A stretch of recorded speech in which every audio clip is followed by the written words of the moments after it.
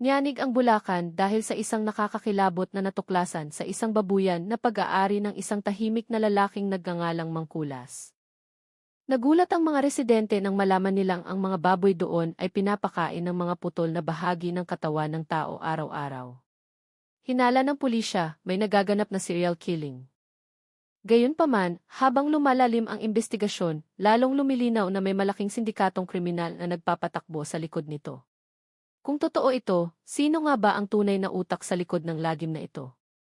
Nung gabing iyon, nababalot ng makapal na ulap ang langit ng Bulacan. Pumapatak ang mahinang ulan sa mga bubong ng mga bahay sa Barangay San Mateo. Ang halumigmig ay humahalo sa amoy ng basang lupa.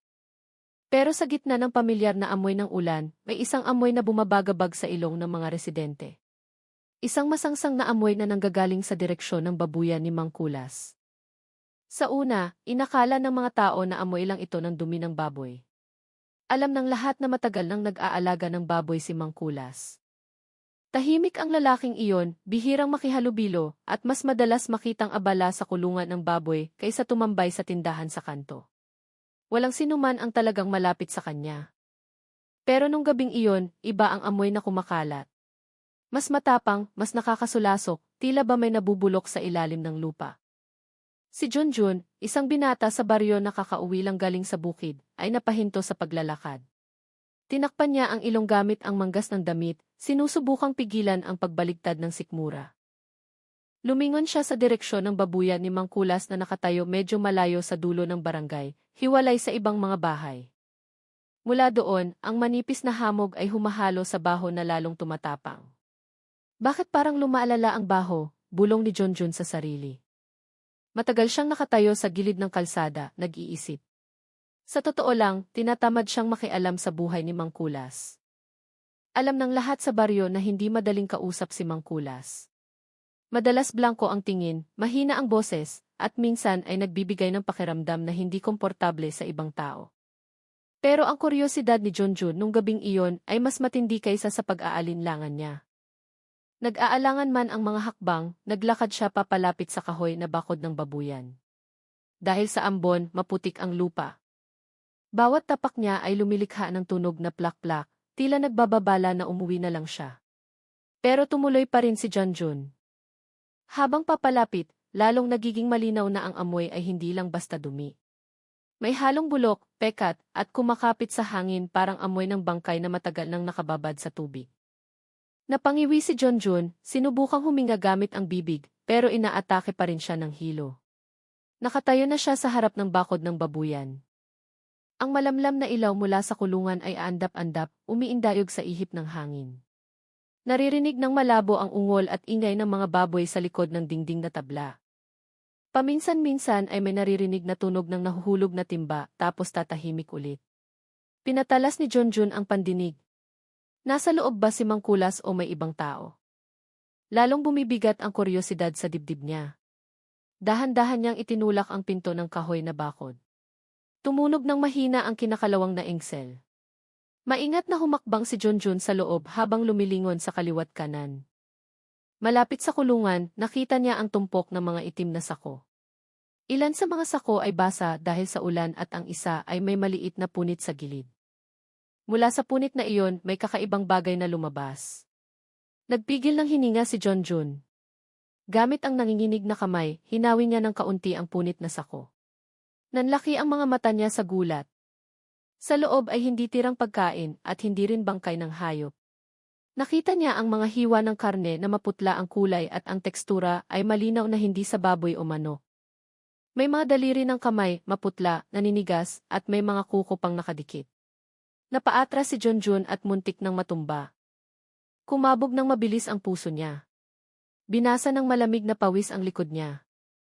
Kahit malamig ang hangin ng gabi, nanginginig ang mga kamay niya, hirap kumurap ang mga mata. Ano yung nakita niya? Kamay ng tao yun. Diyos ko, mahina niyang bulong. Bago pa siya makalma, nakarinig siya ng mga yapak mula sa loob ng kulungan. Agad na nagtago si Junjun sa likod ng tumpok ng ibang sako. Mula sa makipot na siwang, nakita niya ang figura ni Mangkulas na lumabas, bit-bit ang malaking timba. Mabagal maglakad si Mangkulas, madilim ang mukha, at walang buhay ang mga mata. Binuksan niya ang pinto ng kulungan at agad na nag-ingay ang mga baboy, umuungol, nag-uunahan sa paglapit. Sa kalmadong galaw, ibinuhos ni Mangkulas ang laman ng timba sa pakainan ng baboy. Nanlaki ulit ang mata ni Junjun. Ang laman ng timba ay hindi lang darak o tirang pagkain.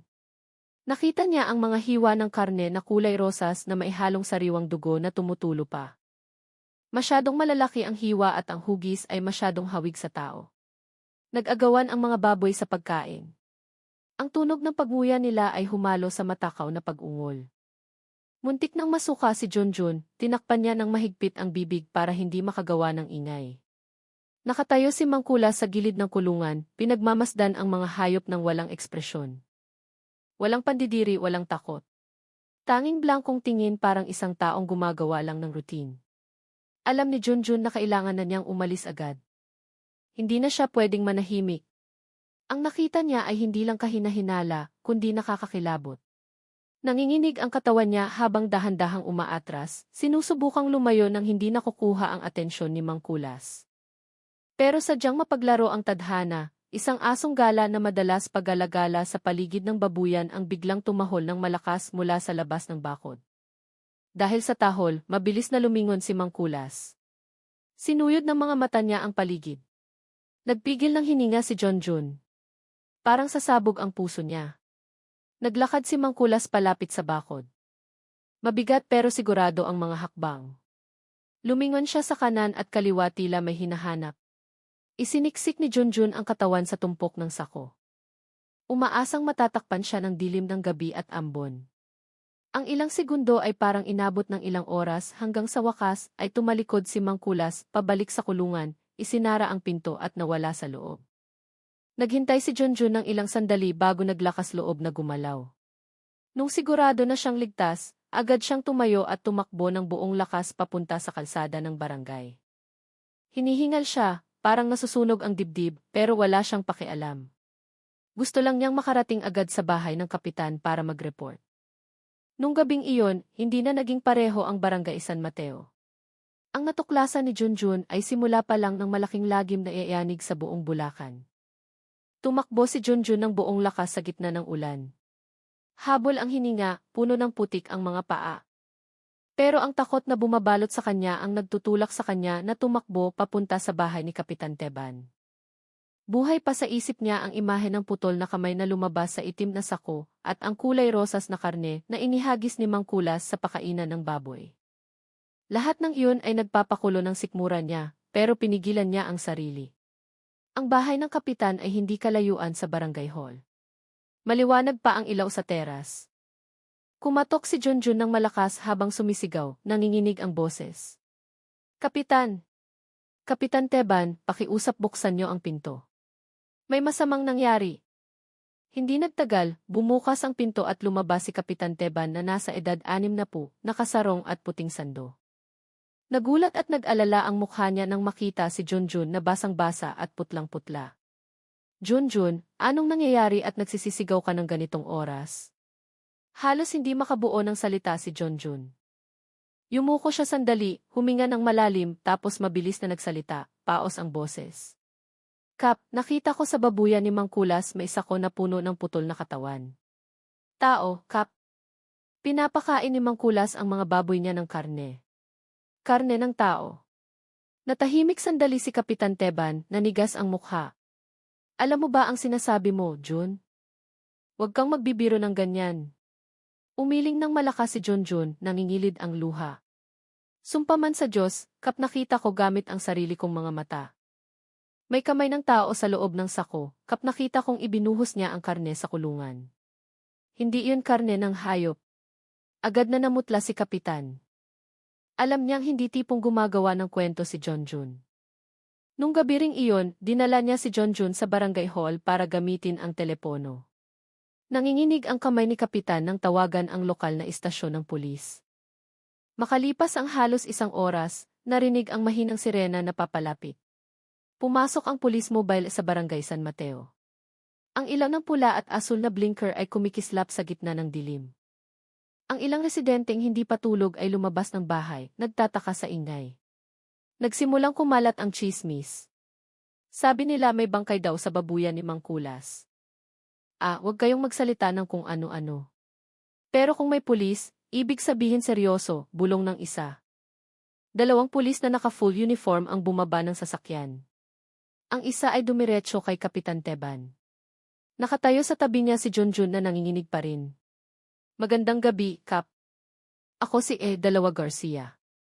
May report daw na natagpo ang bangkay, tanong ng pulis ng seryoso. Tinuro ni Kapitan si Junjun. Ang batang to ang nakakita mismo. Nakikiusap ako na i-check agad, sir. Napalunok si Junjun. Tapos sa mahina pero siguradong boses, ikinuwento niya ang nakita niya. Nakinig ang mga pulis na seryoso ang mukha sa kasumenya sa mga kasamahan. Sige, check-in natin ang location ngayon. Naglakad sila papunta sa babuyan ni Mangkulas. Sumunod ang ilang residente sa malayo. Kahit paulit-ulit na pinagbawalan ni Kapitan, ang mga ilaw ng flashlight ay tumago sa dilim, iniilawan ang maputik na daan papunta sa kulungan. Pagdating sa bakod, ang masangsang na amoy ay agad na sumalubong sa ilong ng lahat. Kahit ang mga pulis na sanay na sa mga kasong kriminal ay nagtakip ng ilong. Anong amoy to? Bulong ng isang pulis. Maingat nilang winasak ang pinto ng bakod na nakalock mula sa loob. Ang tunog ng tumatagis na bakal ay nagpatindig ng balahibo ng mga nanunood na residente.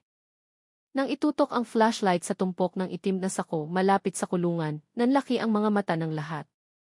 Isa sa mga sako ay punit at malinaw na nakita ang mga daliri ng tao na lumalabas sa siwang. Diyos ko! Isang residente ang bumulong ng mahina habang umaatras sa takot. Lumapit si Dalawa Garcia na may suot na plastic gloves. Maingat niyang binuksan ng mas malaki ang sako.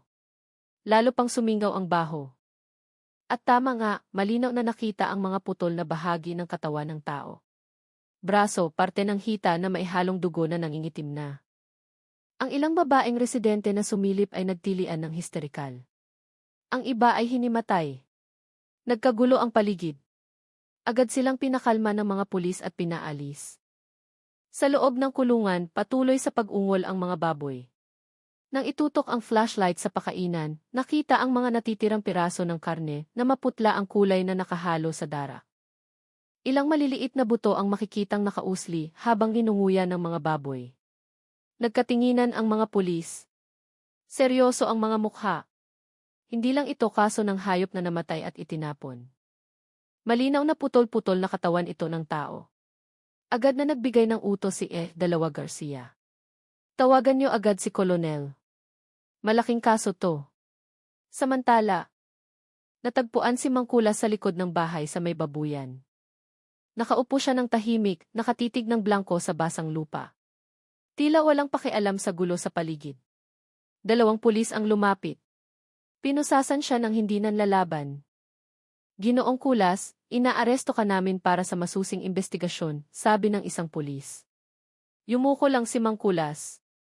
Walang protesta, walang sigaw, tanging blangkong mata na mahirap basahin. Kinilabutan si Junjun na nakatingin mula sa malayo. Para sa kanya, ang tingin ni Mangkulas nung gabing iyon ay tingin ng taong nawalan na ng takot o di kaya ay may itinatagong higit na mas malaki.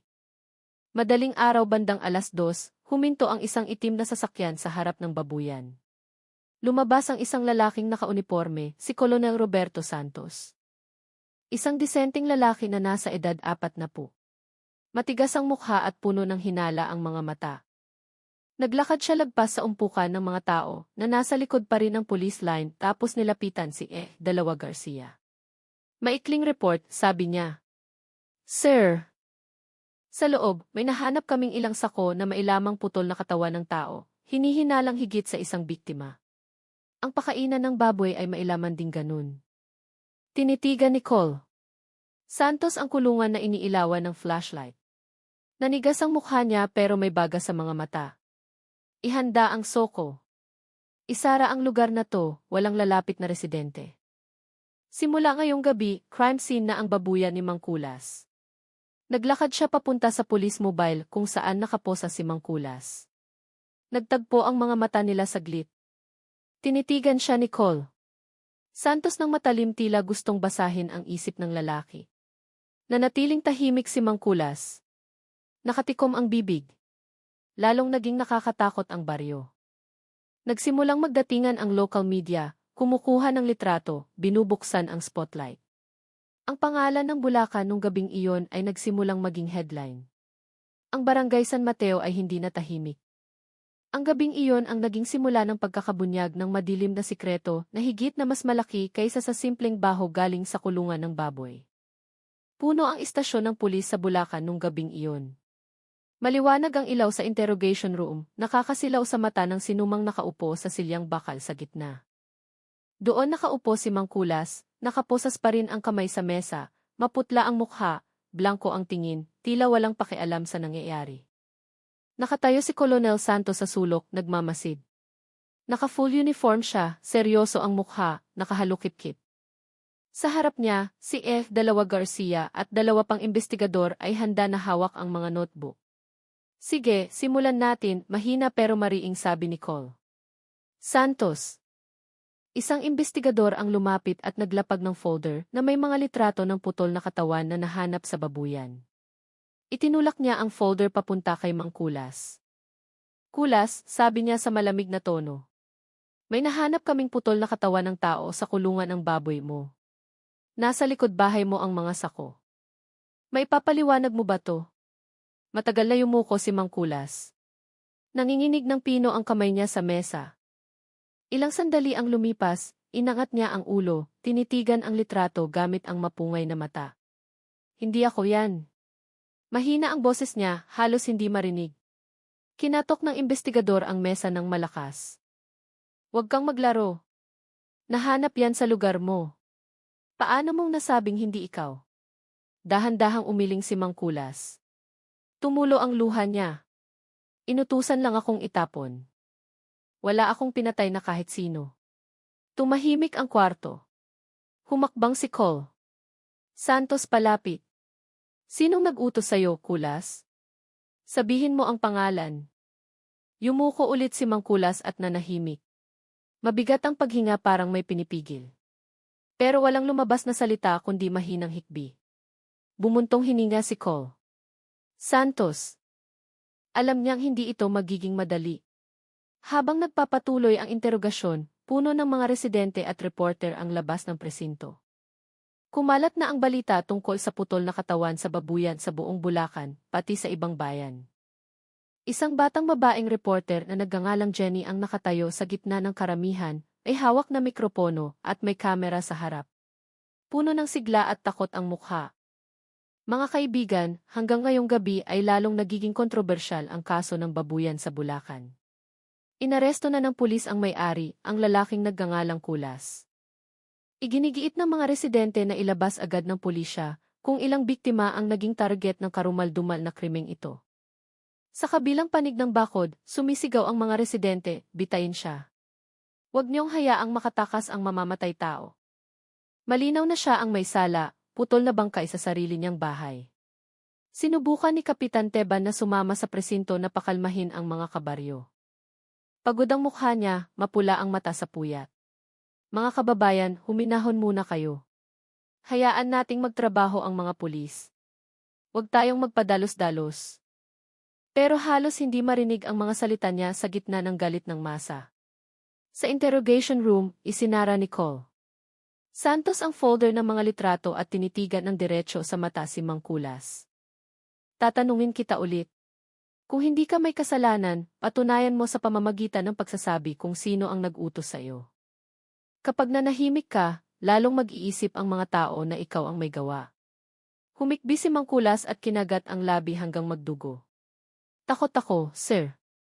Kapag nagsalita ako, mamamatay ako. Nagkatinginan ang ibang investigador dahil sa sinabi niya. Kumunot ang noo ni Col. Santos. May mali. Nagbigay siya ng senyas na itigil muna ang interogasyon. Lumabas ang mga investigador at naiwan si Col. Santos kasama si Mang Kulas. Tahimik. Binabaan ni Col. Santos ang boses, naging mas mahinahon. Kulas, makinig ka sa akin. Kapag hindi ka nagsalita, ikaw ang gagawing scapegoat. Makukulong ka, baka maparusahan ka pa ng bitay kung meron. Pero kung magsasabi ka ng totoo, mapoprotektahan ka namin. Kailangan ko ng katotohanan. Dahan-dahang lumingon si Mangkulas. Puno ng takot ang mga mata. Ibinuka niya ang bibig tapos isinara ulit. Tila may malaking pader na pumipigil sa kanya. Sir, tagatapon lang ako. Hindi ako pumatay. Patay na ang mga bangkay nung dinala sa akin. Paos ang boses, puno ng takot. Sino ang nagdala ng bangkay? Jake Nicole Santos. Pero yumuko ulit si Mangkulas. Sa pagkakataong ito, talagang nanahimik na siya. Ilang oras ang lumipas, lumabas si Cole Santos ng kwarto. Agad siyang pinalibutan ng mga reporter. Nakatutok ang microphone sa mukha niya. Nanguna si Jenny. Colonel Santos, totoo po bang serial killer si Kulas? Ilan ang biktima so far? Totoo po bang pinakain sa baboy ang mga bangkay? Itinaas ni Cole Santos ang kamay para patahimikin ang lahat. Under investigation pa kami. Sa ngayon, ang mga nahanap na parte ng katawan ay dinala na sa forensics para ma-identify. Hindi pa namin masigurado ang bilang ng biktima at hindi pa namin makonclude ang motibo ng suspect. Hindi sumuko si Jenny. Pero gusto ng publiko ng kasiguraduhan, sir. Hindi ba malinaw na nasa babuyan ni Kulas ang ebidensya? Tinitigan siya ni Cole Santos ng matalim. Hindi pwedeng umandar ang batas base lang sa hinala. Nagtatrabaho ang pulis base sa ebidensya at katotohanan. Hinihiling ko na maging pasensyoso ang publiko. Sumigaw ulit ang mga reporter. Pero naglakad na paalis si Cole Santos papasok sa opisina niya. Nung gabi matapos kumonti ang tao, naupo si Cole Santos sa opisina niya. Sa mesa niya, may maikling report ng initial examination. Binasa niya ng dahan-dahan. Lalong kumunot ang noo niya. Walang bakas ng dugo sa main house ni Mangkulas. Walang kutsilyo, lagari, o gamit na karaniwang ginagamit ng nagmumutilate. Walang senyales na may kinulong o pinatay na biktima doon. Ang tanging ebidensya ay ang mga sako ng putol na katawan na nahanap sa paligid ng kulungan. Kung siya ang pumatay, bakit walang bakas? Bulong ni Cole Santos. Ipinatawag si Junjun sa presinto para magbigay ng karagdagang pahayag. Nakaupo ang binata sa silya na maputla pa rin ang mukha. Inulit niya ang kwento. Kung paano niya nakita ang punit na sako at nakita si Mangkulas na nagbubuhos ng timba ng karne sa pakainan ng baboy. Nakinig ng mabuti si Cole Santos. Nung matapos si Junjun, tumango siya ng marahan. Napaka-importante ng sinabi mo, Junjun. Pero may kakaiba. Kung talagang mamamatay tao si Kulas, siguradong mag-iiwan siya ng bakas. Sa ngayon, ang ebidensya ay tumuturo sa ibang posibilidad. Naguluhan si Junjun. Ibig niyo pong sabihin hindi si Mangkulas ang may sala? Hindi sumagot agad si Cole Santos. Tumingin lang siya sa labas ng bintana, tinitigan ang ilaw ng poste na kumukurap sa malayo. Ang malinaw, habang lalong lumalalim ang investigasyon, lalong nararamdaman na may bagay na higit na mas malaki kaysa sa isang tahimik na magbababoy. At alam ni Cole Santos na ang pressure mula sa publiko at media ay magpapahirap lalo sa trabaho niya. 2 araw matapos ang nakakakilabot na natuklasan sa babuyan ni Mangkulas, balot pa rin ang tensyon ang Bulacan. Patuloy sa pagdagsa ang media sa baryo. Samantalang ang mga residente ay takot pero curious. Ang masangsang na amoy mula sa babuyan ay nag-iwan ng nakakatakot na kwento sa bawat bahay. Ayaw dumaan ng mga bata sa kalsadang iyon at hindi na naglalakas loob ang mga matatanda na batiin si Mangkulas nung nasa likod pa siya ng sirang bakod na kahoy. Sa opisina ni Colonel Santos, mas tensyonado kaysa sa labas. Mahinang umuugong ang neon light sa kisame dagdag sa nakakatakot na pakiramdam. Nakaupo si Cole Santos sa harap ng mesa tinitignan ang notes ng investigador, forensic report, at transcript ng interogasyon kay Mangkulas. May ilang bagay na nagpakunot ng noo niya. Patuloy sa pagtanggi si Mangkulas na pumatay siya. Halos wala ang physical evidence sa bahay niya. Walang kutsilyo, lagari, o sariwang dugo na nakadikit sa sahig. Tanging mga itim na sako na nahanap sa likod bahay na puno ng putol na katawan ng tao. Pero ang pinaka-nakakabagabag kay Cole Santos ay ang mga record na nahanap sa cellphone ni Mangkulas. Ilang text message at digital transfer ang nagpapakita ng malalaking halaga na imposibleng makuha ng isang simpleng magbababoy. Tinitigan ni Cole Santos ang computer screen, binasa ulit ang mga mensahe. Natanggap na ang transfer. Ipadala ang iba sa address T22. Walang dapat makakita. Presyo ayon sa usapan. Natanggap na ang transfer na ipadala na ang bangkay. Siguraduhing walang bakas. Nanigas ang mukha niya. Hindi lang ito simpleng patayan sa lugar. Planado, organisado. At malinaw na si Mangkulas ay maliit na tauhan lang sa mas malaking network.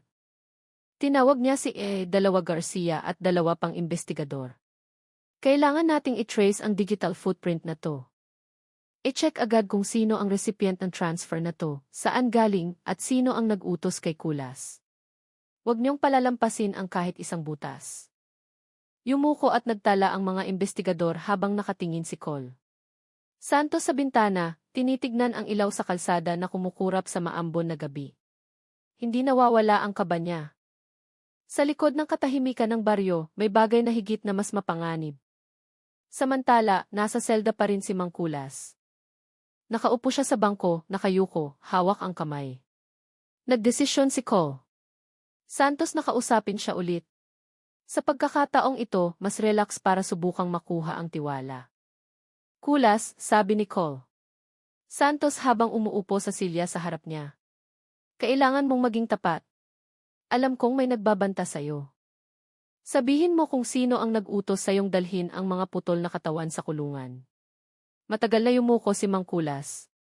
Makalipas ang ilang segundo, narinig ang mahina niyang boses. Sir, takot akong mamatay. Kapag nagsalita ako, hindi sila magdadalawang isip. Tinitigan siya ni Cole.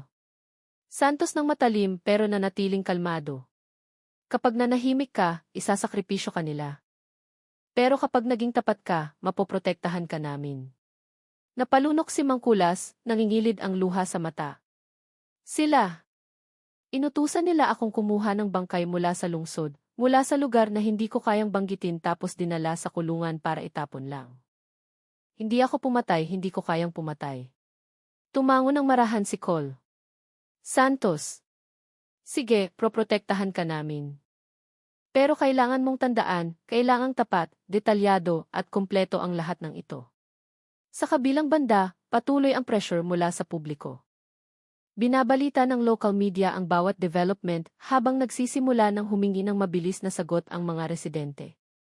Si Jenny, ang reporter na sumusubaybay sa kaso simula pa lang, ay nag-text kay Cole. Santos.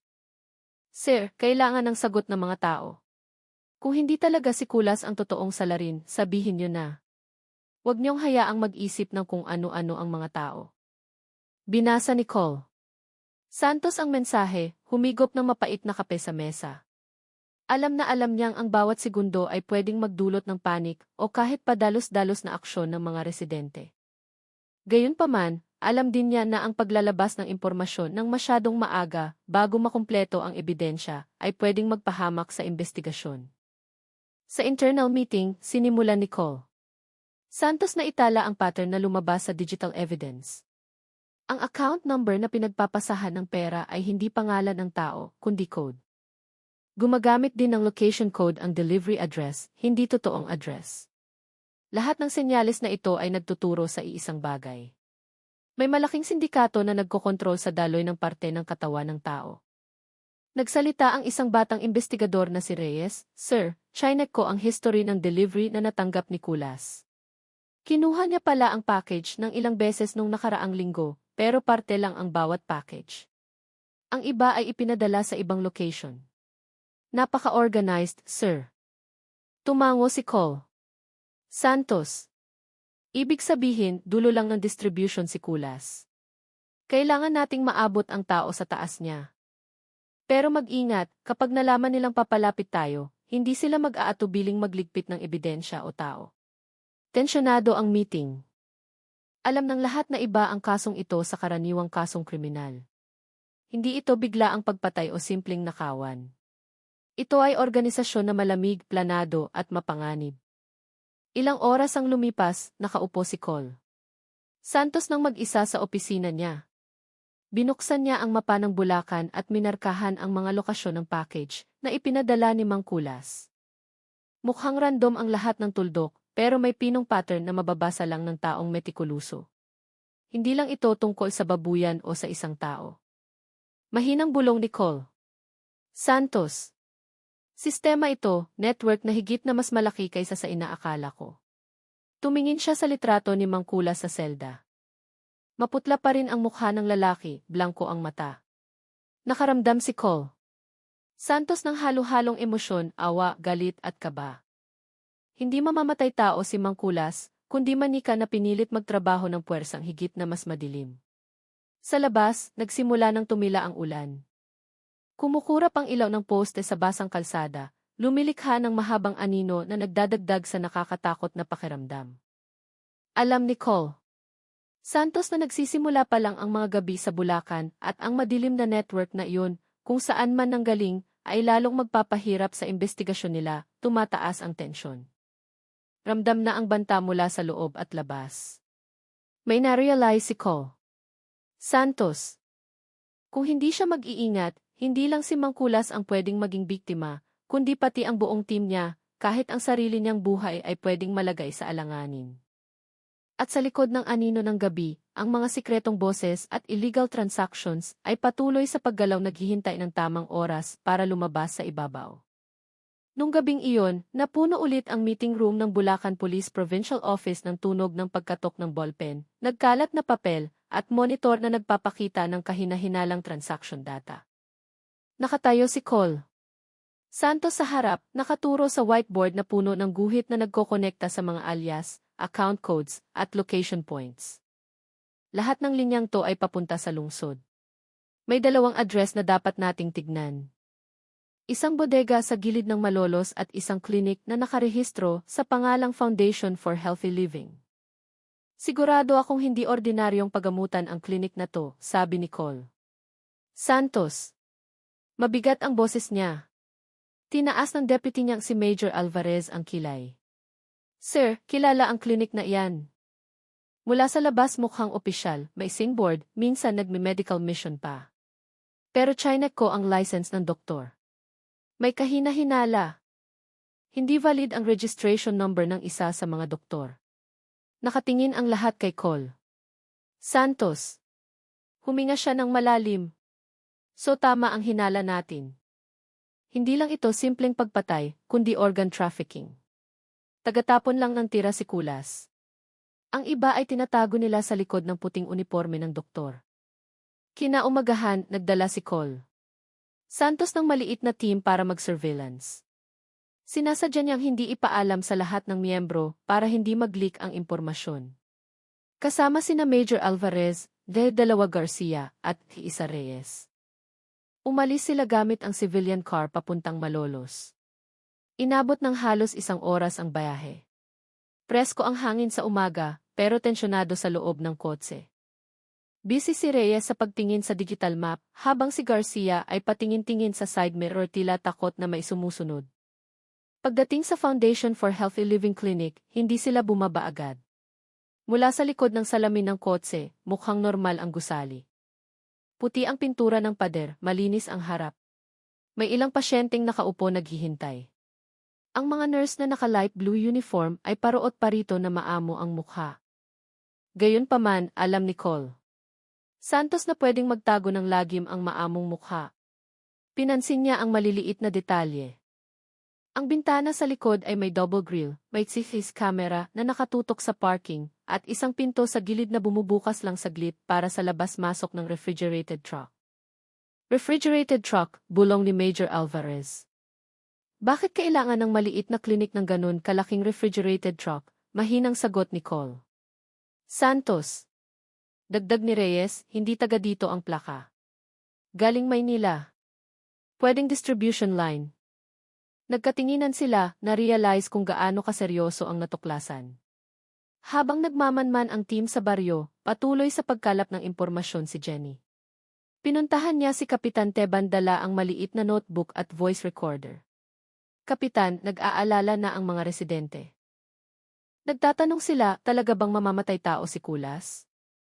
O may mas malaking grupo sa likod nito? Tanong ni Jenny, matalim ang mata. Huminga ng malalim si Kapitan, mukhang nag-aalangan.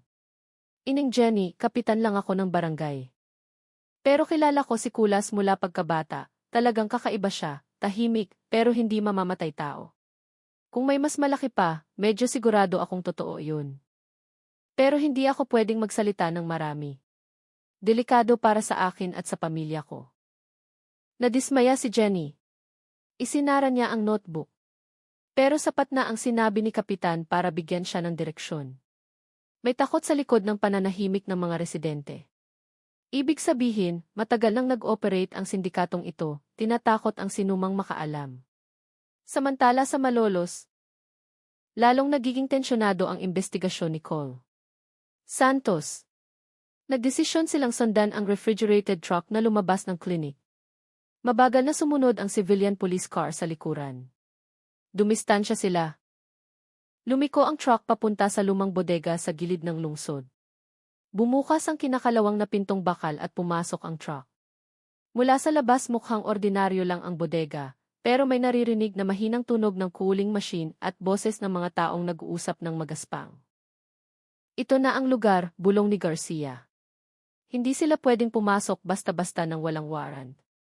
Pero alam ni Cole Santos na kapag umuwi sila ng walang ebidensya, pwedeng mawala ang pagkakataon. Tinimbang niya ang risk. I-record muna natin ang lahat ng activity dito. Mamayang gabi babalik tayo na may kumpletong team. Walang dapat mag-leak, mariin niyang sabi. Pero hindi lang galing sa labas ang banta. Nung gabi pagbalik sa presinto, nakatanggap si Cole Santos ng text message sa cellphone. Tigilan mo ang pakikialam dito o buhay ng tauhan mo ang magiging kapalit. Walang pangalan ang nagpadala, unknown number lang. Hinawakan ni Cole Santos ang cellphone. Nanigas ang mukha. Alam niyang naamoy na ang investigasyon nila. Nakita ni Major Alvarez na katabi niya ang tensyonadong mukha. Sir, atras na tayo. Tinitigan siya ni Cole Santos ng puno ng determinasyon. Hindi ebidensya to na malapit na tayo.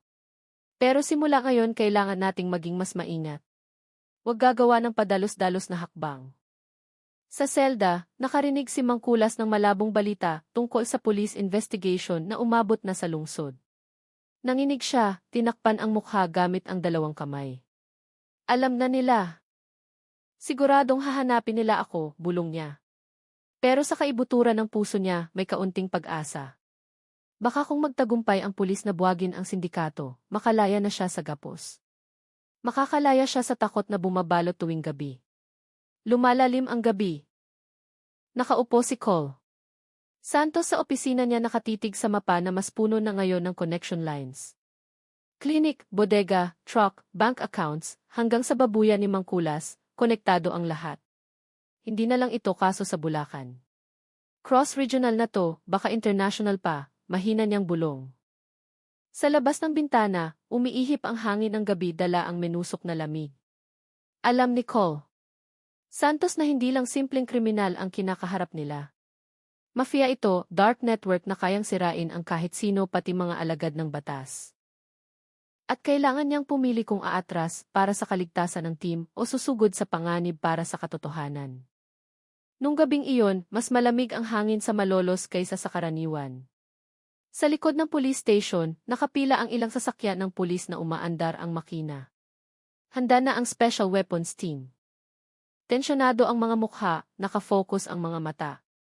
Nakatayo si Colonel Santos sa harap ng pila. Naka-black jacket na may bulletproof vest sa loob. Tinitigan niya isa-isa ang mga tauhan. Ngayong gabi papatunayan natin.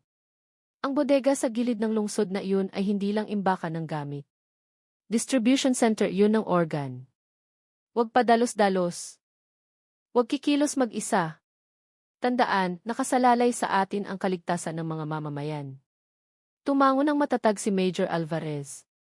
Tinapik ni Garcia ang baril sa balikat. Habang si Reyes ay mukhang mas tensyonado kaysa sa dati. Basang-basa ng pawis ang kamay kahit napakalamig ng hangin. Umalis ang konvoy ng walang sirena. Maliit na ilaw lang ang nakabukas. Tahimik ang kalsada. Ilang ilaw lang ng poste ang nakasindi. Pagdating sa lokasyon, mukhang nakakatakot ang lumang bodega na napaliligiran ng mataas na bakod na bakal na may barbed wire sa taas. Iniilawan ng spotlight ang bakuran at dalawang armadong gwardya ang nakatayo sa harap ng malaking pintong bakal. Nagbigay ng signal si Cole Santos. Sa bilang na 3, susugod ang team. Isang malakas na sigaw ang bumasag sa gabi. Pulis, wag kikilos. Narinig ang maliit na pagsabog nung hinampas ang pinto ng bakal na maso. Pumasok ang ilang pulis. Nakatutok ang mga baril sa lahat ng direksyon. Ang unang putok ng baril ay lumikha ng kaguluhan. Sa loob ng bodega, nakakindig balahibo ang tanawin. Nakahilera ang mga cooling box. Ang iba ay bukas na nagpapakita ng plastic bags na mailamang organ ng tao. Naghalo ang masangsang na amoy at amoy ng gamot. Ilang lalaking nakalabgown ang nagtakbuhan para tumakas pero nahuli agad. Diyos ko! Bulong ni Garcia na namumutla. Walang panahon si Cole Santos para matulala. I-secure ang lahat ng ebidensya. Huwag niyong hayaang may makatakas. Narinig ulit ang putukan. Sa pagkakataong ito mas malapit. Sinubukan ng isang gwardya ng bodega na manlaban pero bumagsak matapos tamaan sa balikat. Lalong nagulo ang sitwasyon. Sinubukan ng mga pulis na kontrolin ang kwarto, habang ang ilang kriminal ay sinusubukang sirain ang mga dokumento gamit ang apoy. Tumakbo si Major Alvarez papunta sa malaking mesa sa sulok ng kwarto. Inagaw ang mga dokumentong muntik ng masunog. Sir, ito ang delivery data. May mga code names. May schedule ng delivery sa labas ng lungsod.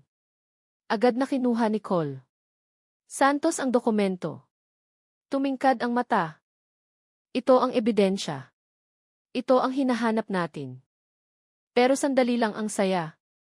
Biglang namatay ang kuryente sa buong bodega. Dilim. Tanging tunog ng mga yapak at mabigat na paghinga ang naririnig. Sinong pumatay ng kuryente? Sigaw ni Garcia. Sa dilim, narinig ulit ang putok ng baril. 2 pulis ang bumagsak. Nagpanik at naghiwa-hiwalay sila. Kinuha ni Cole Santos ang flashlight sa biwang at itinutok sa pinto sa likod. Nakita niya ang anino ng ilang armadong lalaki na tumatakas palabas ng bodega. Habulin niyo sila. Pero bago pa may gumalaw, narinig ang isa pang putok, mas malapit sa pagkakataong ito. Parang galing sa hanay mismo ng mga pulis. Sumigaw si Reyes sa sakit nung tamaan ng bala ang braso. Ah, may bumaril sa likod. Lumingon ang lahat, Lito. Sinong nag-traitor? Sa dilim, mahirap malaman kung sino ang kakampi at kalaban. 15 minutes ang lumipas, bumalik ang kuryente. Nanikip ang dibdib ni Cole Santos sa nakita. Nakahandusay ang ilan sa mga tauhan niya. May mga malubhang na sugatan. Nandoon pa rin ang ebidensya, pero ang ibang cooling box na walang laman ay tinanggay na sa pinto sa likod. Nilapitan ni Major Alvarez si Cole Santos, tensyonado ang mukha. Sir, hindi ito ordinaryong attack. Alam nilang darating tayo. May nag-leak ng operation na to. Kinuyom ni Cole Santos ang kamao. Nanigas ang mukha. Tama, handa sila. Kaya pala mahigpit ang bantay sa bodega at naglakas loob silang patayin ang kuryente. May traidor sa atin mismo. Inilabas ang sugatang si Reyes. Samantalang parating na ang ambulansya. Si Jenny na palihim na sumunod sa operasyon mula sa malayo ay tumakbo papunta sa pinto ng bodega. Namutla siya nung makita ang dugo sa sahig. Colonel Santos, ebidensya ba ito na inosente si Mangkulas? Mahina niyang tanong, halos maiyak. Matagal na tinitigan ni Cole Santos si Jenny bago marahang tumango. Hindi si Kulas ang mastermind. Piyon lang siya. Mas malaki ang utak nito, mas mapanganib. Nung gabing iyon, kahit na-raid ang bodega, puno ng lungkot ang istasyon. 3 pulis ang namatay, ilang sugatan. Ligtas ang ibang ebidensya, pero marami na ang nawala. Sa opisina niya, tinitigan ni Cole Santos ang mga dokumentong naisalba. Huminto ang mata niya sa isang pangalan na paulit-ulit lumalabas sa shipping code, Project Nara. Ano to? Bulong niya. Lumapit si Major Alvarez. Narinig ko ang tungkol sa project na iyan, related sa procurement ng medical equipment sa probinsya. Ang namumuno ay isa sa matataas na opisyal ng Bulacan. Tumahimik ang kwarto. Tinitigan ni Cole. Santos ang pader, magulo ang isip. Kung totoo ngang may opisyal na sangkot, ibig sabihin ang investigasyon na ito ay hindi lang tungkol sa mafia, kundi tungkol din sa korupsyon at pagtatraidor ng taong dapat ay nagpoprotekta sa taong bayan. Sa selda, nanginig si Mangkulas nung marinig ang balita tungkol sa raid galing sa gwardya. Alam niyang habang lalong nabubunyag ang sikreto, lalong lumalaki ang banta sa kanya. Ang magagawa na lang niya ay magdasal na sana ay kaya talaga ng mga pulis na talunin ang mga taong kumokontrol sa buhay niya. At sa labas, ang misteryosong utak ng sindikato ay nakangiti ng tipid sa likod ng marangyang mesa. Nakamaayos na suite at may kumikinang na gintong singsing, sinagot niya ang telepono. Pumalpak ang operation sa bodega, pero okay lang. Hayaan niyong maniwala silang nananalo sila. Pagdating ng tamang oras, tayo ang magpapatigil sa kanila habang buhay. Ang malamig na boses ay umalinggaw sa kwarto, senyales na nagsimula na ang bagong laro na mas mapanganib. Kinaumagahan matapos ang madugong raid sa warehouse sa Malolos, parang punerarya ang istasyon ng pulis sa Bulacan. Naka-half-mast ang bandila bilang pagpupugay sa 3 namatay na pulis. Naglalakad ang mga pulis na malungkot ang mukha, samantalang ang mga residenteng nakarinig ng balita ay nagsimulang dumagsa sa istasyon para maghanap ng sagot. Sa opisina niya, nakatitig si Colonel Santos sa mga dokumento na inuwi niya kagabi. Ang tumpok ng papel na puno ng code at shipping records ay amoy gamot pa rin. Pero may isang bagay na hindi nagpatulog sa kanya magdamag. Ang pangalang T-Project Nara, kinapaulit-ulit na lumalabas sa bawat pahina. Pumasok si Major Alvarez na may dalang kapeng barako. Sir, na-confirm ko na, totoo ang Project Nara at pinamumunuan ito mismo ng Mayor ng Quezon City, si Mayor Antonio Velasquez. Mula sa labas, ang project ay public health program, pero sigurado akong hindi malinis ang laman. Nanigas ang hangin sa kwarto dahil sa pangalan. Hindi basta-bastang opisyal si Mayor Velasquez. Kilala siya bilang mapagbigay na lider, madalas sa GE, namimigay ng tulong, tinatawag pang ki-ama ng masa. Tinitigan siya ni Cole Santos ng matalim. Kung totoo ngang involved siya, ibig sabihin makapal na pader ang binabangga natin. Bawat galaw natin pwedeng patayin mula sa taas. Sa kabilang banda ng lungsod, nakaupo si Jenny sa harap ng laptop sa isang maliit na kapihan. Mabilis na nagtatype ang mga daliri niya, sinusulat ang draft ng investigative article tungkol sa warehouse raid at sa hinalang Project Nara. Kumakabog ang dibdib niya. Kapag lumabas ang article na to sa media, pwedeng patahimikin siya. Pero kapag hindi na i-publish, malaya pa ring makakagalaw ang sindikato. Biglang nag-vibrate ang cellphone niya. May nag-text na unknown number. Itigil mo ang sinusulat mo. Kung hindi, pamilya mo ang magiging biktima. Natahimik si Jenny. Napigil ang hininga. Lumingon siya sa paligid, pakiramdam niya may nagmamasid. Nangingilid ang luha sa mata pero sa loob-loob niya alam niyang ang banta ay kumpirmasyon na nasa tamang landas siya. Samantala, nagsisimula ng ma-pressure si Kapitan Teban. May mga hindi kilalang lalaki na matitigas ang mukha na nakikitang umaaligid sa bahay niya. Hindi sila nagsasalita, nakatayo lang sa malayo habang naninigarilyo. Takot na takot ang asawa niya. Umiiyak ang anak niya gabi-gabi. Nung gabing iyon, naglakas loob si Kapitan Teban na kausapin si Cole Santos. Sa opisina ng pulis, mahina siyang nakiusap. Kolonel, nakikiusap ako protektahan niyo ang pamilya ko. Simula nung mahuli si Kulas, madalas nang lumabas ang mga taong iyon. Alam kong parte sila ng sindikato. Takot ako na baka sumugod sila. Tumango si Cole Santos, nanigas ang panga. Relax kap, maglalagay kami ng bantay. Huwag kang aalis mag-isa, huwag kang lalabas ng gabi. Pangako habang nandito ako, ligtas ang pamilya mo. Pero sa loob-loob niya, alam ni Cole Santos na mabigat ang pangako. Siya mismo ay lumalaban sa puwersang higit na mas malaki kaysa sa kakayahan ng maliit na istasyon ng pulis sa Bulacan nung hapong iyon. Biglang nagbago ang sitwasyon nung dumating ang official invitation sa mesa ni Cole Santos. May letterhead ng mayor at permado mismo ni Mayor Antonio Velasquez. Inaanyayahan ang Chief of Police ng Bulacan sa emergency coordination meeting sa munisipyo. Pag-uusapan ang seguridad at katatagan ng rehiyon, binasa ni Major Alvarez ang sulat ng may pagdududa. Sir, kakaiba to, bakit biglaan? Bakit pagkatapos ng raid? Tinitigan ni Col. Santos ang sulat ng matagal. Kasi gusto nilang malaman kung gaano na tayo kalayo at baka gusto nila tayong takutin ng harapan. Mukhang marangya ang munisipyo nung gabing iyon. Maliwanag ang mga ilaw.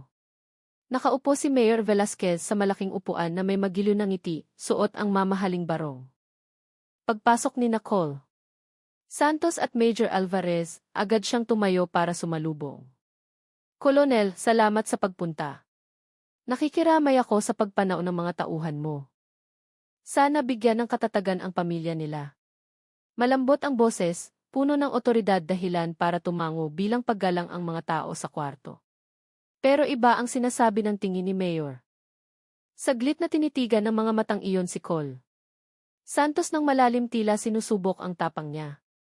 Formal ang takbo ng meeting, pinag-usapan ang seguridad ng baryo at pangamba ng mga residente. Patuloy sa pagsasalita si Mayor tungkol sa importansya ng pagpapanatili ng tiwala ng publiko. Pero sa pagitan ng mga pangungusap niya, nagbitaw siya ng pasimpleng parinig. Minsan sa isang investigasyon, ang sobrang pagbubunyag ng sikreto ay pwedeng magpagulo sa lugar natin. Umaasa akong magiging ways ang kapulisan na hindi basta-basta magbintang, lalo na kung magdadawit ng pangalan ng opisyal nang walang matibay na ebidensya. Tahimik lang si Col. Santos, nagtitimpi, pero sa loob-loob niya sigurado siyang ang mga salitang iyon ay hindi lang paalala. Babala iyon. Pagkatapos ng meeting, naglakad sina Col. Santos at Major Alvarez papunta sa kotse. Mabigat ang hangin sa gabi, maulap ang langit. Biglang nilapitan si Major Alvarez ng lalaking nakaitim na suit ng palihim at may isiniksik na maliit na envelope sa kamay niya. Nagulat si Major Alvarez, pero nawala na ang lalaki sa karamihan bago pa siya makapagtanong. Binuksan nila ang envelope sa loob ng kotse. Sa loob ay may isang litrato, isang kwartong may operating table. May katawan ng tao na walang laman loob at ilang taong naka-fake doctor uniform sa paligid. Sa sulok ng litrato nakasulat ang Key Project Nara Next Batch Ready. Napalunok si Major Alvarez, namutla ang mukha. Sir, totoo ngang ebidensya to. Pero sino ang nagbigay sa atin ito? Tinitigan ni Col. Santos ang litrato. Gumugulo ang isip niya. Pwedeng may tao sa loob ng sindikato na gustong ibunyag ang sikreto o kabaligtaran, patibong ito para ipahamak sila. Sa selda, binabangungot si Mangkulas. Nakikita niya ang mukha ng mga biktima, naririnig ang boses ng baboy sa kulungan at sigaw ng mga taong kinakaladkad papasok sa refrigerated truck. Nagising siya na may malamig na pawis sabay ungol. Diyos ko, kailan ba matatapos to? Samantala, sa marangyang bahay sa sentro ng lungsod, nakaupo si Mayor Velasquez ng payapa sa malambot na upuan. Nakatitig siya sa malaking screen na nagpapakita ng TV footage ng bodega na ni-raid ng pulis. May tipid ng ngiti, sinabi niya sa lalaking nakasalamin sa tabi niya, hayaan mong isipin nilang nakakalamang sila, sa huli lahat ay yuyuko pa rin sa akin. Tumango ang lalaking nakasalamin. Opo, Mayor. Lumalalim ang gabi. Tinitigan ni Col. Santos ang litrato sa kamay niya ulit. Hindi pa tapos ang giyera, sa katunayan ay nagsisimula pa lang. Bumubuhos ang malakas na ulan nung gabing iyon, binabasa ang kalsada ng Bulacan hanggang sa kumislap ang aspalto dahil sa ilaw ng mga sasakyan. Sa isang kapehan sa gilid ng kalsada, nakaupo si Jenny ng mag-isa habang nakatitig sa screen ng laptop. Halos tapos na ang investigative article tungkol sa Project Nara. Naisulat na niya ang mga pangalan ng hinihinalang sangkot, kasama ang piraso ng ebidensyang litrato ng operating table na misteryosong ibinigay kay Major Alvarez. Nanginig ang kamay niya nung pinindot ang save button. Sa loob-loob niya alam niya na kapag na-publish ang article na to, hindi lang kriminal na interes ang babanggain niya, kundi yayanigin din ang posisyon ng isang opisyal na iniidolo ng publiko. Nung isasara na sana niya ang laptop, biglang tumunog ang pinto ng kapehan. Dalawang malaking lalaki ang pumasok na basang-basa ng ulan. Wala silang in-order, umupo lang sa mesa na pinakamalapit sa exit. Naramdaman ni Jenny na nanlamig ang batok niya. Alam niyang ang tingin na iyon ay hindi tingin ng ordinaryong tao, tingin iyon ng nagmamanman. Mabilis niyang iniligpit ang laptop sa bag, nagpanggap na uwi na. Pero nung tumayo siya, tumayo rin ang isa sa mga lalaki at naunang naglakad sa pinto. Nagpanik si Jenny. Kinuha niya ang cellphone para tawagan si Major Alvarez. Sir, may sumusunod sa akin. Tulong. Nanginginig ang boses niya. Pero bago pa makakonect ang tawag, tinapik siya ng isa sa mga lalaki sa balikat. Ma'am Jenny, huwag kang magmadali. May gustong kumausap sa'yo. Nanigas si Jenny, bumilis ang tibok ng puso. Samantala sa presinto, nakatitig si Colonel Santos sa malaking board na puno ng litrato, mapa at connecting lines. Nag-report si Dalawa Garcia na ilang unknown numbers ang patuloy na tumatawag kay Jenny sa nakaraang 2 araw, pero mahirap i-trace. Sir, nag-aalala ako na baka si Jenny ang susunod na target. Kailangan na nating maglagay ng security, kabadong sabi ni Garcia. Hinampas ni Col. Santos ang mesa. Sabihan mo si Major Alvarez na i-check agad ang location ni Jenny, wag nang magpatumpik-tumpik. Bago pa makasagot si Garcia, tumunog ng malakas ang telepono ng opisina. Sinagot ni Reyes at agad na tinawag si Col. Santos na may panik sa mukha. Sir, may report galing sa residente. Isang babaeng reporter ang muntik ng puwersahing isa-kaisa kotse sa harap ng Cave Rustico. Peke ang plaka. Agad na tumayo si Col. Santos. Si Jenny yan. Ihanda ang team. Aalis tayo ngayon din. Sa kabilang banda, sa pilitang itinulak si Jenny sa loob ng itim na kotse. Nakapiring ang mata, nakatali ang kamay. Sinubukan niyang sumigaw, pero tinakpan ang bibig niya. Mabilis na umalis ang kotse sa gitna ng ulan, palayo ng lungsod. Narinig ang boses ng isa sa mga lalaki sa front seat. Sabi ni boss kapag masyadong maraming alam ang reporter na to, tapusin na natin ngayong gabi. Huwag nang hayaang makagawa ng balita. Nanginig si Jenny sa dilim, tumulo ang luha, pero hindi namatay ang determinasyon niya. Kung mamamatay ako, kailangang lumabas pa rin ang totoo, mahina niyang bulong sa sarili.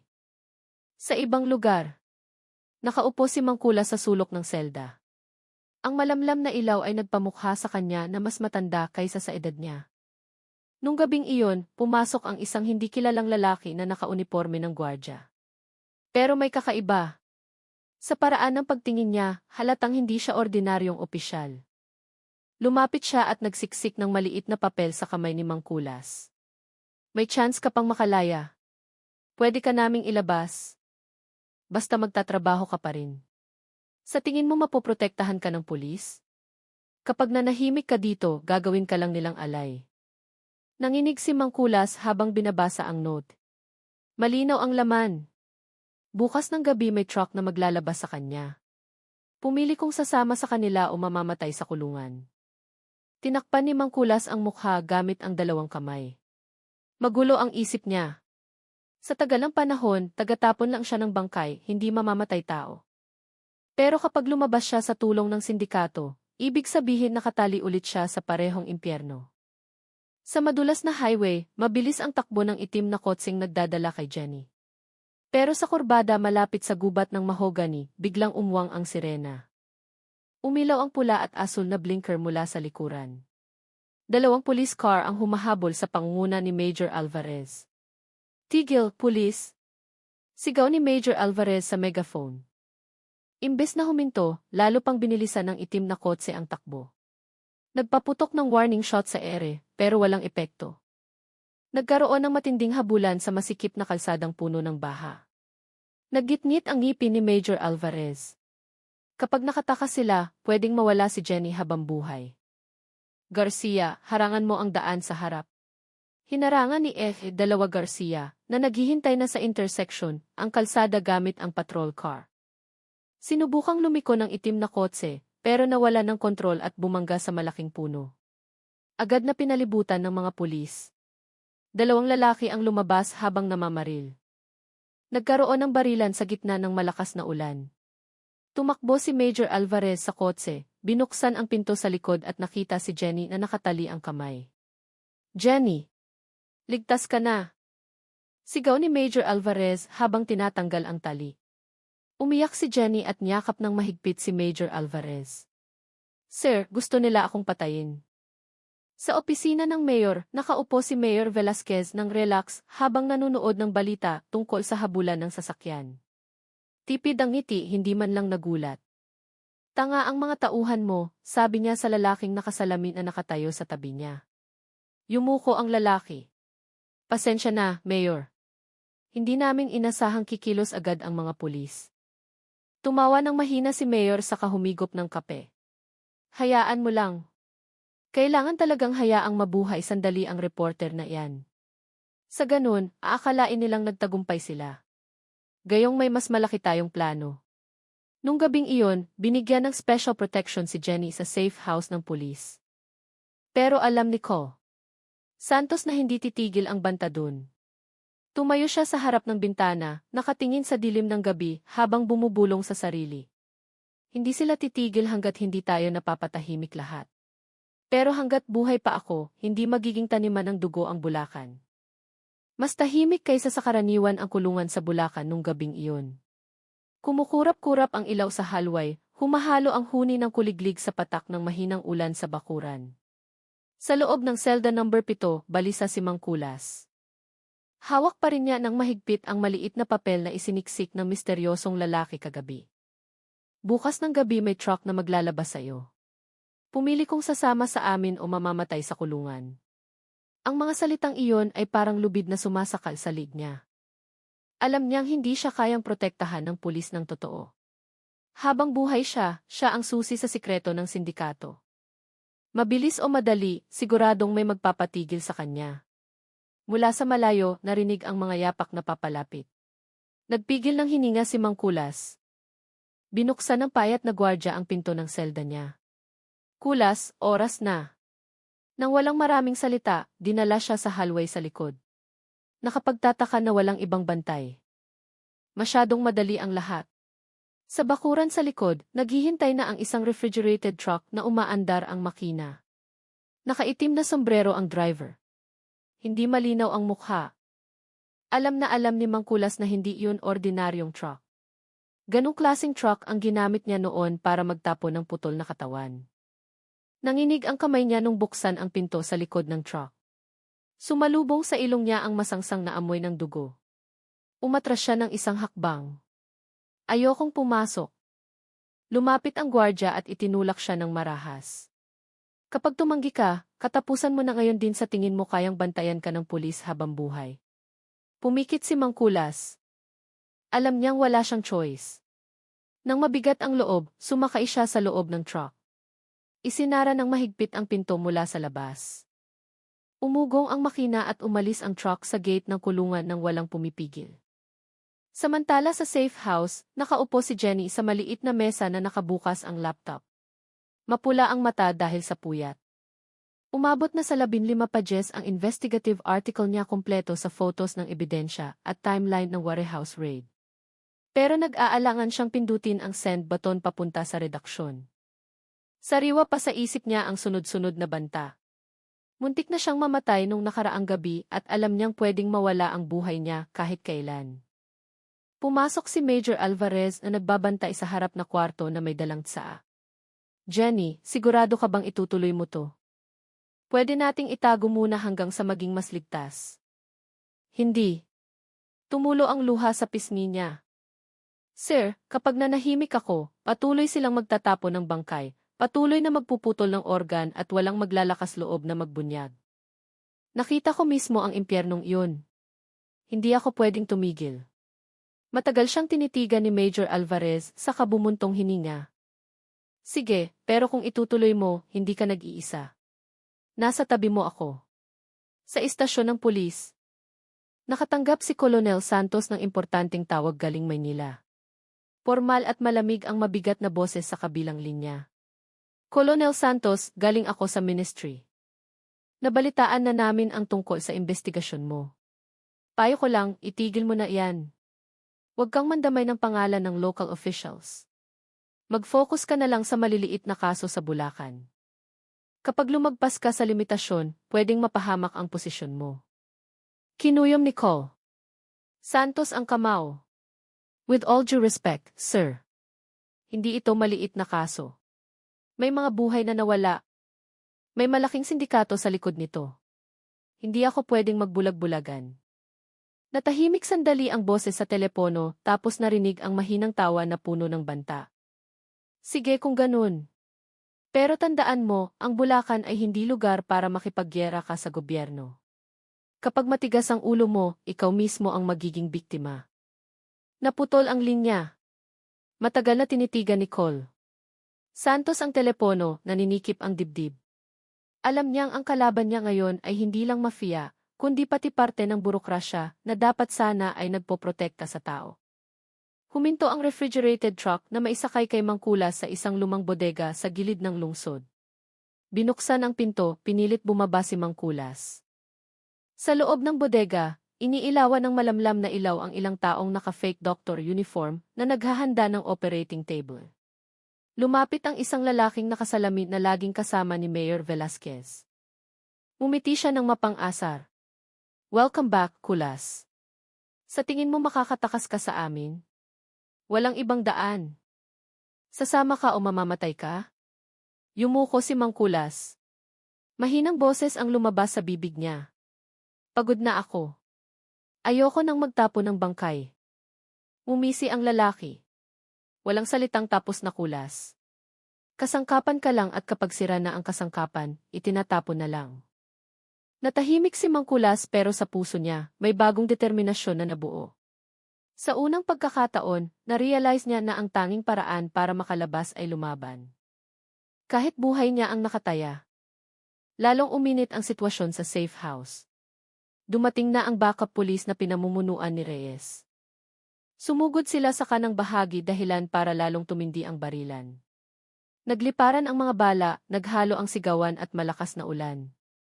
Dumating si Cole Santos makalipas ang ilang minuto at agad na namuno. Huwag niyong hayaang makatakas sila. Protektahan niyo si Jenny gamit ang buhay niyo. Nagtago si Jenny sa likod ng mesa. Nanginginig ang katawan niya. Nakita niya kung paano magbarilan ang mga pulis at mga sumugod. Nagkalat ang dugo sa sahig. Para sa kanya, impyerno ang gabing iyon. Tumakbo si Major Alvarez papunta kay Cole Santos. Sir, hindi sila ordinaryong kriminal. Sanay ang galaw nila parang mga sundalo. Tumango si Cole Santos ng malungkot. Alam kong hindi lang ito mafia. May shadow operative sa likod nila. Biglang nakalusot ang isa sa mga sumugod hanggang sa loob ng bahay. Itinutok niya ang baril sa ulo ni Jenny. Sumama ka sa amin ngayon o sasabog ang ulo mo. Pumikit si Jenny, nanigas ang katawan. Pero sa sumunod na segundo, narinig ang putok ng baril. Lumitaw si Major Alvarez sa gilid, binaril ang lalaki hanggang bumagsak. Umiyak si Jenny ng histerikal na paluhod. Niyakap siya ng mahigpit ni Major Alvarez. Ligtas ka na? Ligtas ka na, Jenny. Makalipas ang halos isang oras, humupa na ang barilan. Namatay ang ilang sumugod. Ang iba ay tumakas sa gubat. Nawala ng 3 miyembro ang pulisya samantalang 4 ang malubhang nasugatan. Nakatayo si Cole Santos sa harap ng safe house na wasak na. Kumukurap ang mga ilaw ng pulis habang iniilawan ang mga bangkay na nagkala. Mabigat ang loob niya, pero alam niyang umakyat na sa mas mataas na level ang giyera. Hindi na lang ito local mafia, mahina niyang bulong. Giyera na to kontra sa kapangyarihan. Lumingon kay Cole Santos si Jenny na umiiyak pa rin sa bisig ni Major Alvarez. Sir, kapag namatay ako, pakituloy ang sinulat ko. Huwag niyong hayaang manalo sila. Tinitigan siya ni Cole Santos ng malalim. Hindi ka mamamatay. Tayo ang gagawa ng paraan para sila ang bumagsak, hindi tayo. Sa munisipyo, natanggap ni Mayor Velasquez ang report mula sa tauhan niya. Galit ang mukha niya. Paano kayo pumalpak? Buhay pa ang reporter at lalong tumatapang ang mga pulis.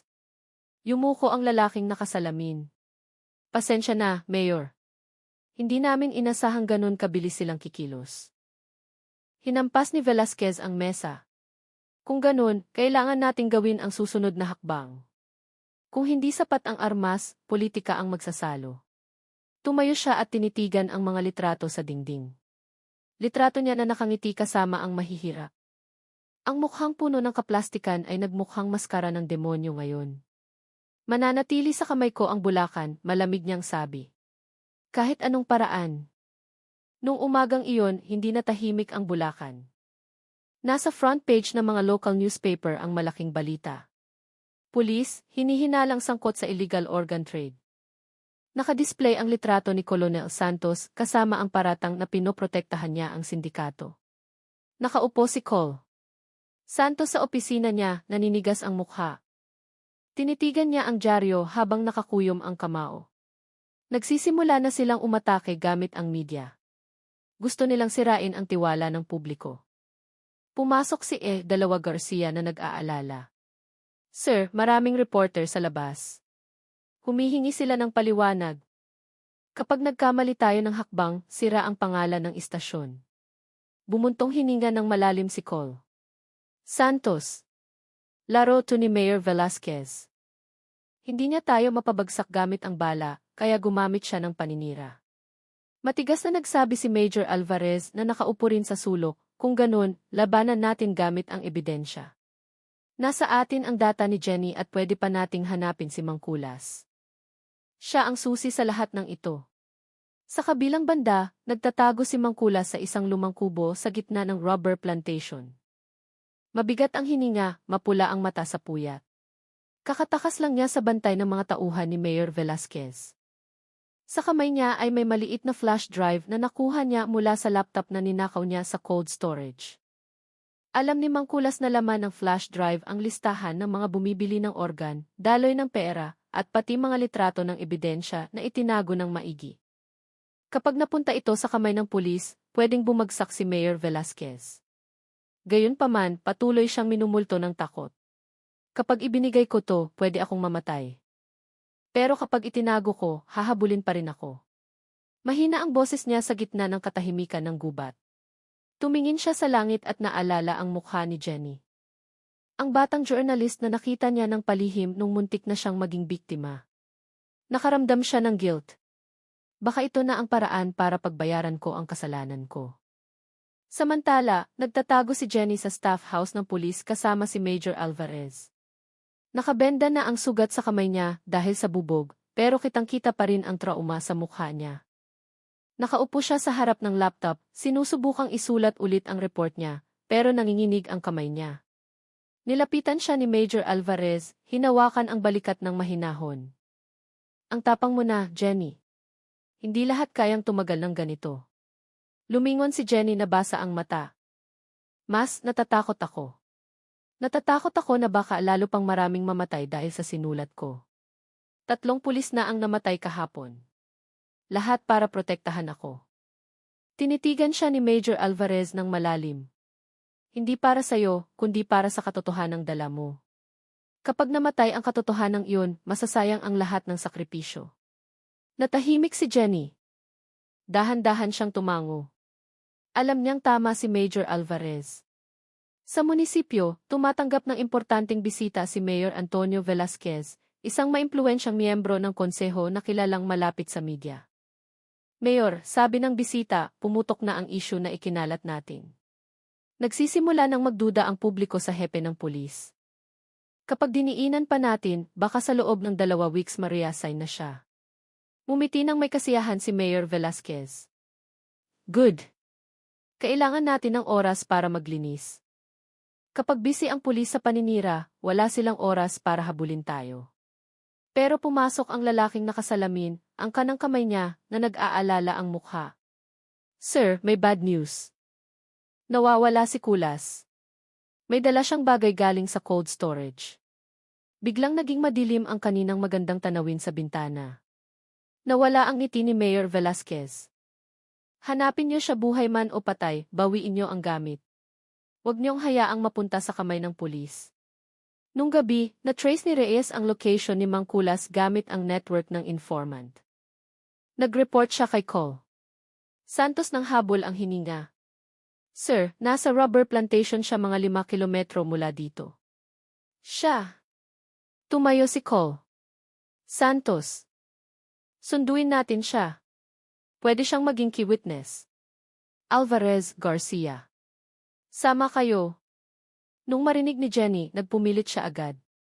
Sasama ako. Siguradong mas magtitiwala sa akin si Kulas. Alam niyang muntik na rin akong maging biktima. Tumanggi si Cole. Santos nung una, pero sumuko rin sa determinasyon ni Jenny. Sige, pero sa likod ka lang namin. Wag na wag kang mauna, tahimik at nakakatakot ang bayahe papuntang rubber plantation. Pinatay ang ilaw ng sasakyan, liwanag ng buwan lang ang tumatanglaw sa daan. Pagdating nila, humalo ang huni ng kuliglig sa maingat na mga hakbang. Tinuro ni Reyes ang isang kubo. Doon, sir. Nasa loob siya. Naunang lumapit si Major Alvarez at kumatok ng mahina sa pinto. Kulas, pulis kami. Nandito kami para protektahan ka. Huwag kang matakot. Walang sagot. Pero ilang segundo ang lumipas, bumukas ng bahagya ang pinto. Lumabas ang mukha ni Mang Kulas na puno ng paghihinala. Nanginginig ang kamay na may hawak na maliit na kutsilyo. Humakbang si Jenny. Kulas, ako si Jenny. Tandaan mo ako yung reporter na muntik na nilang kidnapin. Alam kong biktima ka rin. Please maniwala ka. Sa'yo lang lalabas ang totoo. Tumulo ang luha ni Mang Kulas. Dahan-dahan niyang ibinaba ang kutsilyo. Pagod na ako. Dala ko to. Inilabas niya ang flash drive sa bulsa, iniabot kay Jenny. Pero nung sandaling iyon, bumasag ng gabi ang putok ng baril. Tumama ang bala sa dingding ng kubo dahilan para magulat ang lahat. Ambush! Sigaw ni Reyes. Inilawan ng spotlight ang ilang armadong lalaki na lumabas mula sa likod ng mga puno. Mga tauhan sila ni Mayor Velasquez na nakapalibot na sa kubo. Sumigaw si Cole. Santos ng malakas. Depensa. Huwag niyong hayaang makuha nila si Kulas. Yumuko si Jenny habang yakap ng mahigpit ang flash drive. Kumakabog ng mabilis ang puso niya. Hinila siya ni Major Alvarez paatras, pinrotektahan gamit ang katawan. Tumingin sa labas si Mang Kulas ng may takot. Hindi nila ako hahayaang mabuhay. Itinaas ni Cole. Santos ang baril, puno ng galit ang mga mata. Ngayong gabi papatunayan natin na hindi mapapatahimik ng bala ang katotohanan. Sumiklab ang labanan sa rubber plantation, nagpalitan ng putok. Naglaglagan ang mga dahon na puno ng amoy ng pulbura ang hangin.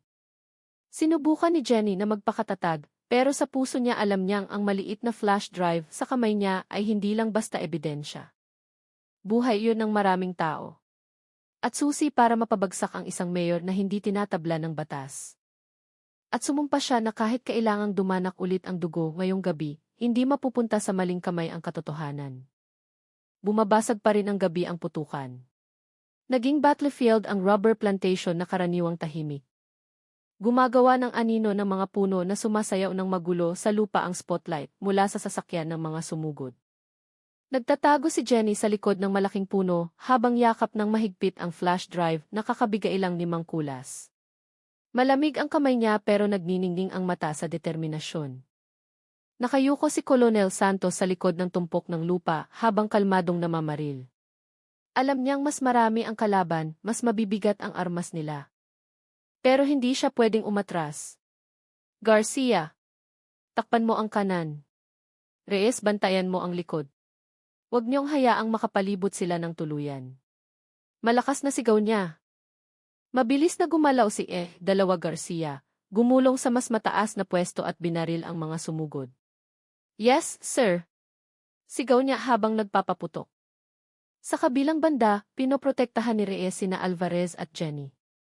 Nanginginig si Mang Kulas. Nagtatago ang katawan niya sa likod ng sirang kubo.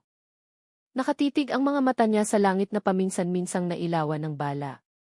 Hindi sila titigil. Pain lang ako. Bulong niya na halos mawalan na ng pag-asa. Lumapit si Jenny para subukang palakasin ang loob niya. Kulas, makinig ka sa akin. Hanggat nasa atin ang flash drive na to, hindi sila mananalo. Malaki na ang nagawa mo. Huwag kang susuko. Pero bago pa makasagot si Mangkulas, may inihagis na granada sa area ng kubo. Nakita ni Cole Santos ang kislap ng bagay at sumigaw, dapa lahat. Isang malakas na pagsabog ang tumama sa kubo, tumalsik ang kahoy, yumanig ang lupa. Tumalsik si Mangkulas sa lupa, duguan ang katawan. Sumigaw si Jenny sa panik. Kulas! Hinila agad ni Major Alvarez si Jenny palayo. Huwag mong lapitan, may panganib pa. Pero nagpumilit si Jenny na tumakbo pabalik, lumuhod sa tabi ni Mangkulas na umuubo ng dugo. Tinitigan ni Mangkulas si Jenny gamit ang mga matang sayo. Ikaw, kailangan mong ituloy to. Huwag mong hayaang tumawa si Mayor sa huli. Hinawakan ni Jenny nang mahigpit ang kamay niya.